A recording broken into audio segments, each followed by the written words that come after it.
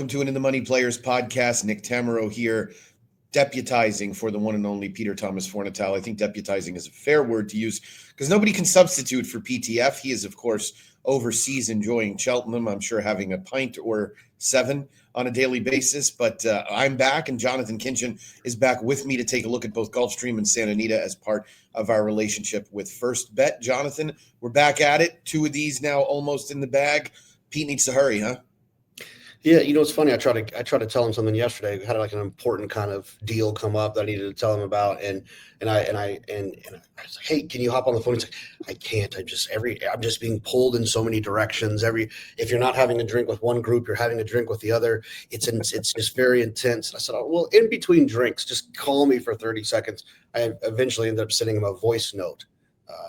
Yeah, he's a wild one over there. Tell you what, his is a life that any would envy. There is no doubt about it. Hope he is having fun. He certainly deserves it. We'll have him back in the mix next week. But in the meantime, you and I are going to fill in and cover the late pick 5 at Gulfstream for Saturday afternoon, as well as the pick 6 for Santa Anita. We're going to roll reverse in the middle of this thing. Shows the versatility that both of us bring to the table.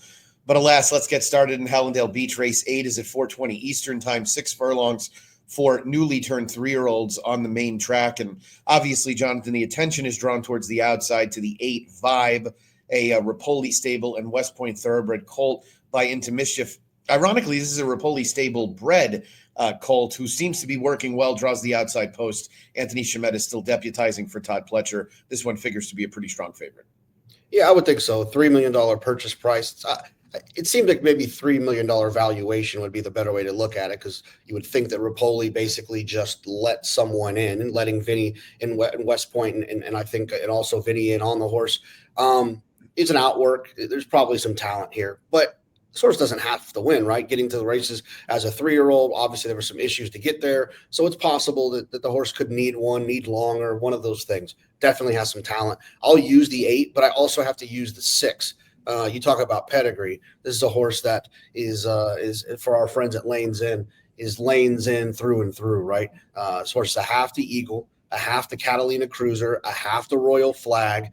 This is by the dam is by Mineshaft, who stands at Lanes Inn. The mare is at Lanes. It's just Lanes Inn all through and through. A seriously established pedigree. I'll just use the 6 and the 8 and hope that one of those two can get me home.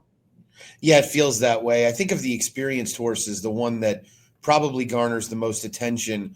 Really, there aren't any, to be perfectly honest. The horses that have run before don't look like much. The 5 Twin Lights got a 50 buyer last out against Happen Street.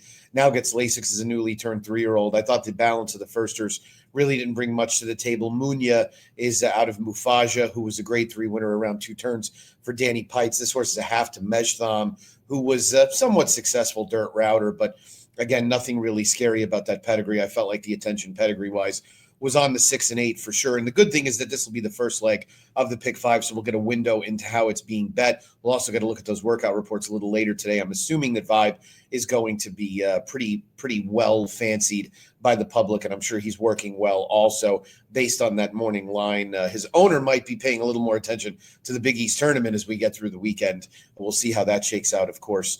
Let's go to race 9, 7 furlongs on the main track, 2 life, $8,000 allowance runners. I guess the 2 Classic Ballad is in a way the horse to beat. Second off a claim for Jose D'Angelo. I love the cutback angle. This one was on dirt 2 back. Really didn't do much running, but did have a trip that day. Got in a little trouble going into the far turn. Lost position. Put in a decent late run to round out the Superfecta. I felt like I could maybe give her a tepid nod in here. Didn't feel all that strongly about it all in all. And I did think the 7 Rocky Seas could be a little dangerous as well for Kent Sweezy, first off a claim. It's been a good meet for the Sweezy barn. This horse has been claimed in 3 straight. She was no match for St. Olaf Rose last out. And that was a horse coming back off a really long layoff for Ken Ramsey and Safi Joseph Jr. I hate giving out the 2 favorites. It looked like one of those 2 would probably get it done to me, though I could be talked into Big Bouquet of Roses or maybe a couple of others in here. Where did you land in this second leg? Well, I think you laid it out there. You could be talked into it, right? It's like none of these other horses really make you feel like you need them. You really only need the 2 and the 7. I actually prefer the 7. This is one of these races where they come up in sequences, right? We can't control the horses that show up in the pick 5. Some of the races, it's okay to pin your nose and just move through the sequence. And for me, this is that race. I mean, the two. I love Jose D'Angelo as well. This horse has some nice numbers on synthetic, has some okay numbers on dirt that put him in the mix. And then the 7 is one that I think is the other Rocky Seas is tactical, right? So like we'll be close. And I think when you're dealing with this kind of lower level, I much prefer B where B have been where they're trying to get. And I think that the 7 Rocky Seas is a good example of that. I'll just use the 2 and the 7, hold my nose, and try to make it to the next leg. Just as a general handicapping question for you, a horse like the 4 Queen of Soul, who goes back to dirt, whose dirt race really on numbers is fast enough, but that was against straight 3s at the 12-5 maiden claiming level, now faces elders. Obviously fast enough based on that race, but there's got to be a little class concern, right?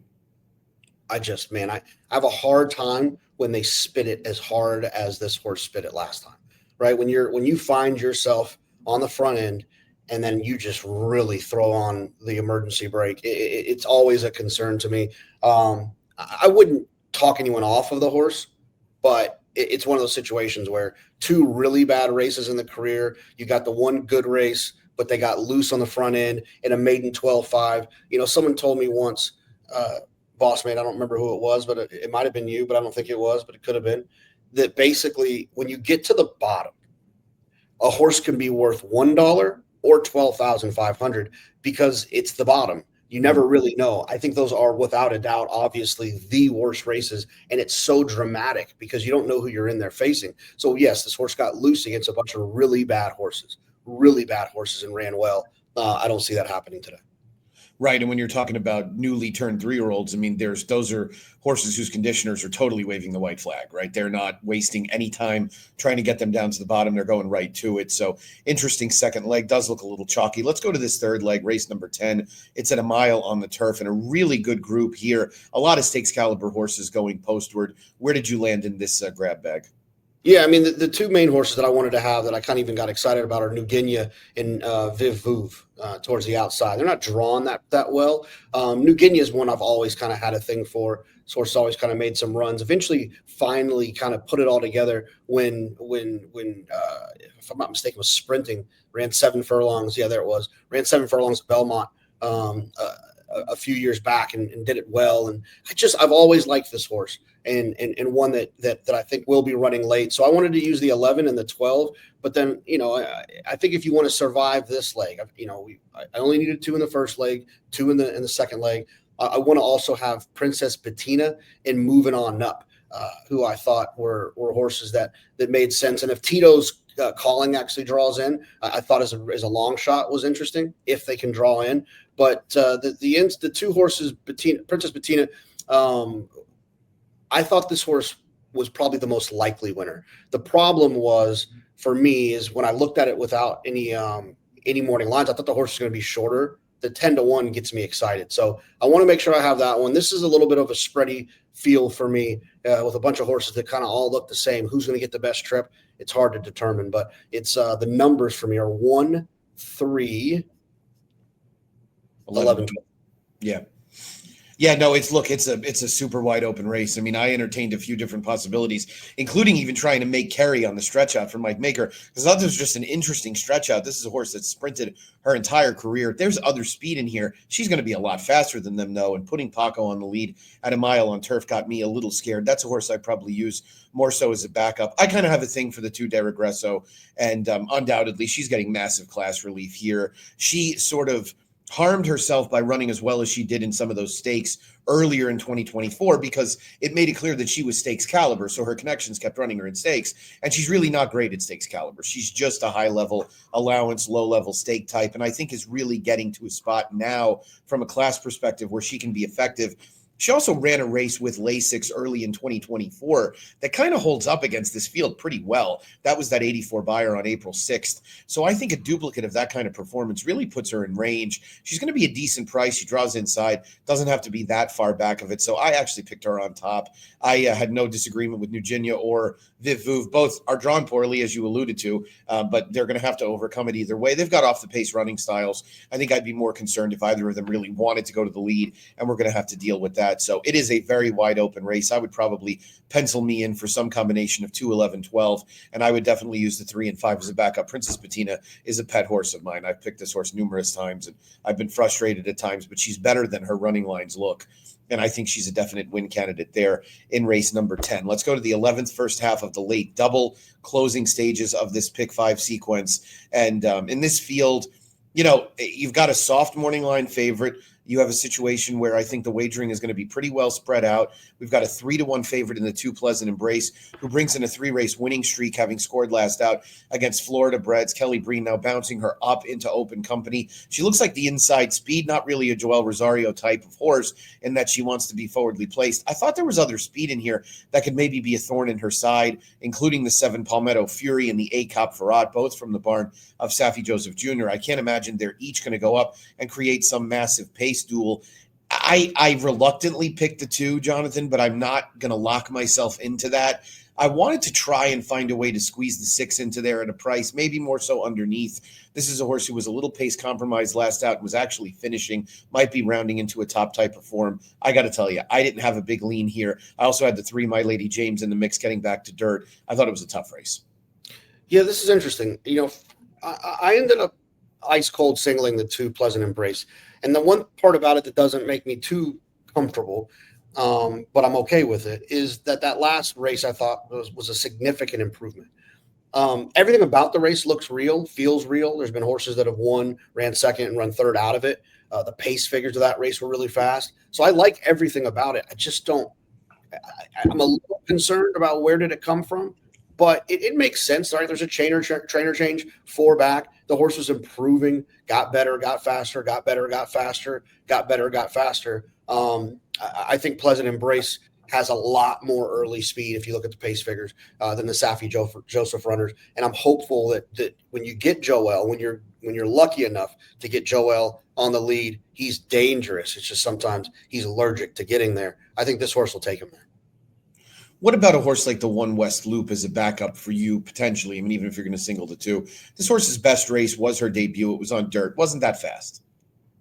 Yeah, look, I don't have a problem with this horse. I'm obviously a huge fan of Glen Hill Farm in general. A little fun fact while we're here, the Glen Hill Farm silks are actually designed to look like the Alberto VO5 bottle. Did you know that?